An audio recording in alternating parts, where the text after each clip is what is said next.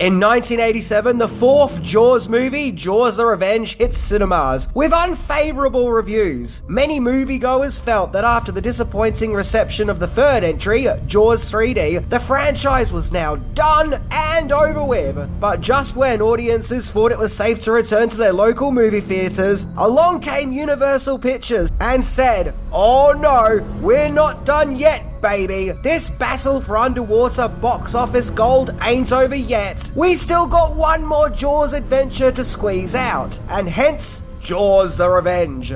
Jaws the Revenge is definitely the most unique entry in the series, as this time the movie sees the Jaws shark seeking revenge. Absurd. Yes, this time around Jaws is one vengeful beast who will stop at nothing to munch away at the Brody family. In fact, Jaws is so hell-bent on revenge, the shark follows the Brody family from Amity Island all the way to the Bahamas, making Jaws more of a supervillain this time round rather than a hapless shark who just randomly eats local bathers. But the big question is, what exactly is Jaws seeking revenge for? I mean, after all the sharks in the previous movies were killed off. Well, my guess is the shark is possessed by the spirit of Harry, and he wants to get revenge on the Brody family for that time that Martin Brody said that he had a bad hat. Hey, can you think of a better reason? So today is actually going to be one of those days where I actually talk about a bad movie, as opposed to a good one, as we check out 10 amazing facts about Jaws the Revenge, as we try to figure out just why on earth Jaws felt the need to take revenge in the first place, and couldn't just hug it out. So prepare to enter the jaws of this monster movie shark once again, as we check out the god-awful, unholy awesomeness that is Jaws the Revenge.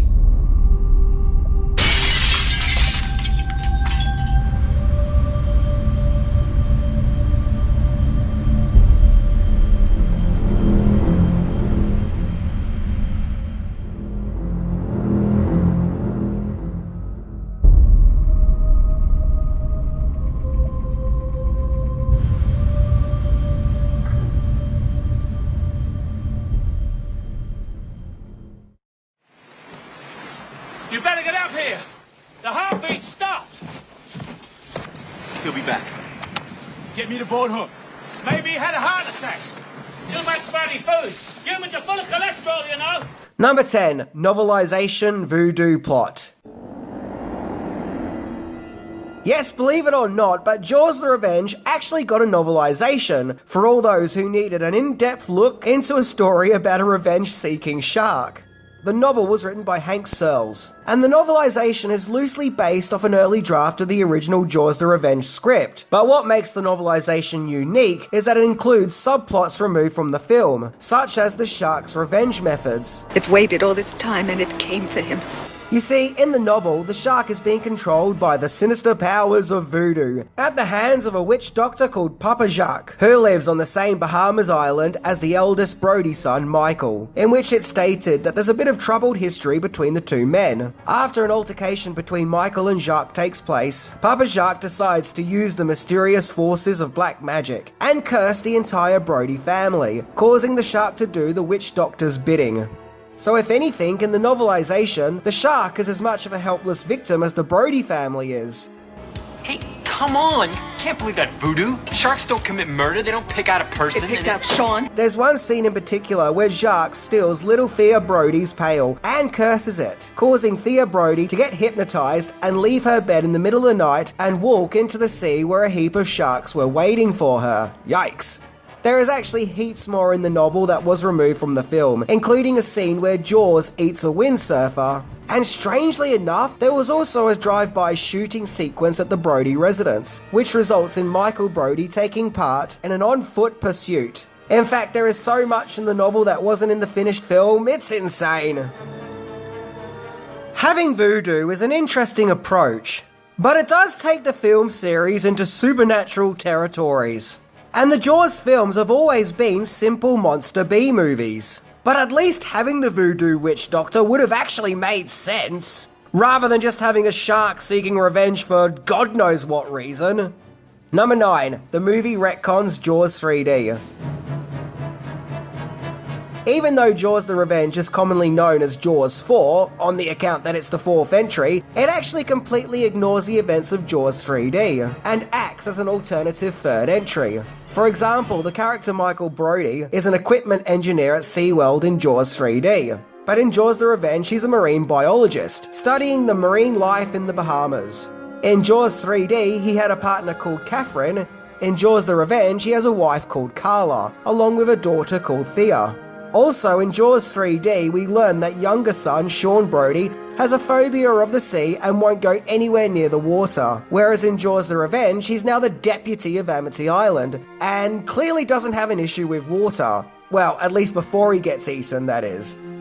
None of the events in Jaws 3D are mentioned, and the early press notes of Jaws the Revenge describe it as the thrilling conclusion in the Jaws trilogy. Wow, it's like they were really embarrassed with Jaws 3D, and tried to pretend like it never happened. That's right, the movie about a homicidal shark seeking revenge was embarrassed. Hello! It's like Universal said, hey, you know that 3rd entry? Yeah, just forget about that. No, it never happened. But this one, the one where the shark seeks revenge for no rhyme or reason, this is the real 3rd entry. In fact, Jaws the Revenge was so desperate to wash its hands of Jaws 3D that it didn't even put the number 4 in its title, which is what it was called during its production. In fact, at one stage the movie was called Jaws the Return and even Jaws 87, which probably would have let not so smart viewers to ask what happened to the other 83 Jaws movies. Number 8. Michael Caine starred in the movie to build a house. So, for whatever reason, it was decided to get British geezer Michael Caine on board the movie as the dashing and charming, but highly questionable Hoagie, the local airplane pilot who does odd jobs around the island. More on that later, along with having a love of gambling, drinking, and trying to get it on with grieving widows. Seriously, he spends most of the film hitting on Ellen Brody. I have an irresistible urge to kiss you, Ellen Brody.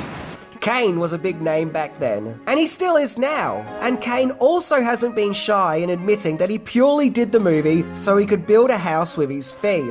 When questioned about the movie, he said, quote, "I haven't seen it. By all accounts, it's terrible. However, I have seen the house it built, and it's terrific."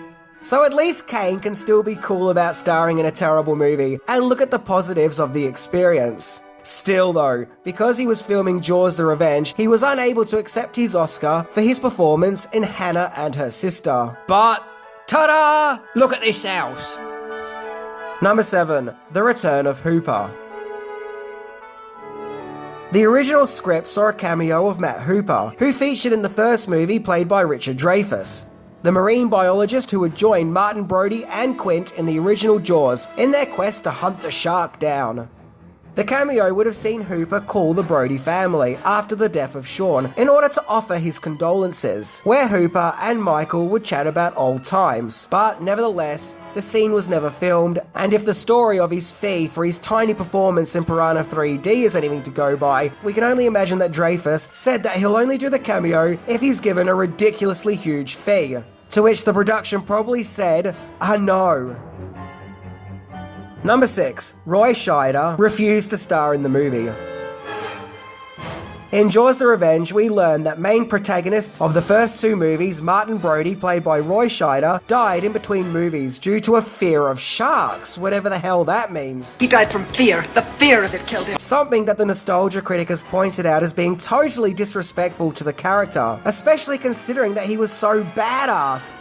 By the end of Jaws 2, Martin Brody may as well have had a black belt in killing sharks, but nope, apparently now he succumbed to the fear of them. He died from fear. The fear of it killed him. However, in the original script, Martin Brody was in the story. In fact, it was him who was going to be killed by the shark at the beginning of the movie, not the Sean character. Which actually would have been a memorable start to a Jaws movie when you think about it. Yeah, imagine that. Martin Brody getting killed at the start. I wouldn't have seen that coming. But when he was offered the role, Scheider reportedly said, quote, "Satan himself could not get me to do Jaws Part 4.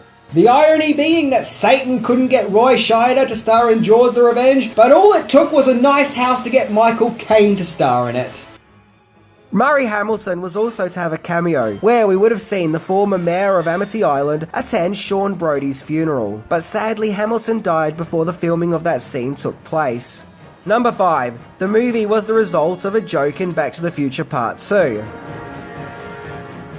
"This time it's personal" was the tagline that accompanied Jaws the Revenge, probably leaving viewers confused and thinking, wait, isn't this movie about a fish? Jaws, the Revenge. This time, it's personal. Yes indeed, "This time it's personal" is a very strange tagline to give to a Jaws movie, and it seems that those behind Back to the Future 2 knew it, thanks to a scene which literally makes fun of how ridiculous the Jaws movies had become, where Marty McFly passes a movie theatre in 2015, which is showing Jaws 19, directed by Max Spielberg, with the tagline, "This time it's really, really personal." An obvious joke at Jaws the Revenge's tagline. Shark still looks fake. The Back to the Future movies were produced by Steven Spielberg, who also directed the original Jaws movie. So I like to think that this is his way of joking about how silly this film series that he started had become. Jaws 19. This time, it's really, really personal. For the record, I totes would have been up for watching Jaws 19 in Hill Valley back in 2015, but I just couldn't find any decent pants to wear inside out. Sad face. Number 4. Nintendo game. Just when you thought it was safe to play some video games, in 1987, this time it was personal on the old Nintendo Entertainment System, with the release of the Jaws the Revenge video game. Okay, technically the game was just called Jaws, but come on, look at the game's box cover. It even uses the poster for Jaws the Revenge. So in the Jaws Nintendo game, you're some guy in a boat who every once in a while goes diving into the sea to kill as much marine life as humanly possible. Oh yeah, check this out. It's a massacre on the ocean seabed today. No ocean life form is going to make it out alive while this diver is in town. There's no explanation given as to why you're going around killing innocent sea creatures or who this character is, but I like to think it's Michael Caine's Hoagie character, just going around on a boat killing shit. Then later in the game, you're in an aeroplane flying above the ocean, dropping explosions in order to kill more fish. Yeah, explosions. I guess it's too bad if there are any innocent bystanders nearby. No, to hell with them. We have some jellyfish to blow up. Yeah, die. Yeah, take that, jellyfish. Seriously, dropping explosions out of a plane is just a lawsuit waiting to happen. Finally, Jaws turns up and it's open season on the shark beast. Yeah, take that. I'm gonna shoot you in the ass. Smile, you son of a bitch. And then, just like Jaws the Revenge, you kill Jaws by ramming it with your boat. Classic. Number 3. Deleted drug subplot. Throughout Jaws the Revenge, we learn that Hoagie is quite a crafty character with all sorts of dodgy going-ons, as he does odd jobs with his airplane. It's hinted that he's a money launderer when he tells Michael Brody that he delivers laundry. Yeah, as a kid, I never understood that. I always thought to myself, so does Hoagie actually do people's laundry and fly it around? What do you do when you're not flying people? I deliver laundry. However, there was a scene that explains that Hoagie actually smuggles drugs. But all these scenes were removed, as it felt that it took away from the main shark plot. In fact, in the original script, there was quite a few dodgy characters, including a character who was written out entirely, who was described as being a gangster who befriends Ellen Brody, who subsequently ends up getting eaten by the shark. Damn! All Ellen Brody wanted to do was to go to the Bahamas to help her get over the loss of her son, and she ends up getting in the middle of gangsters and drug trafficking shenanigans. Number 2. Alternative beginning. So thanks to the removal of the voodoo subplot, the final product of Jaws the Revenge is a movie about a shark nonsensically seeking revenge for no real reason. So in an attempt to try and make a method of this madness, an alternative title sequence at the start was put together, where like some kind of Twilight Zone episode, a narrator talks about fate and circumstances, and even questions us the audience on what we think might be going on here. Since time immemorial, events have taken place with no evident reason for their happening. Such phenomena has been man's dilemma and the subject of constant philosophical discussions. What you are about to see concerns such an event. Maybe you can determine whether we are dealing here with circumstances or fate. Hey, movie, it's your job to tell the story. I shouldn't have to do your job for you. Basically, they were trying to hide a stupid script by sounding smart, as if somehow the universe has brought on this epic showdown between Beast and Brodies. This alternative intro was only shown on some TV versions. Speaking of the intro, what's with the Jaws logo? Why haven't they used the traditional Jaws logo? I don't get it. That's just weird. I mean, it can't be a copyright issue, right? As the traditional logo was on the poster. Weird. Seriously, this really bugs me.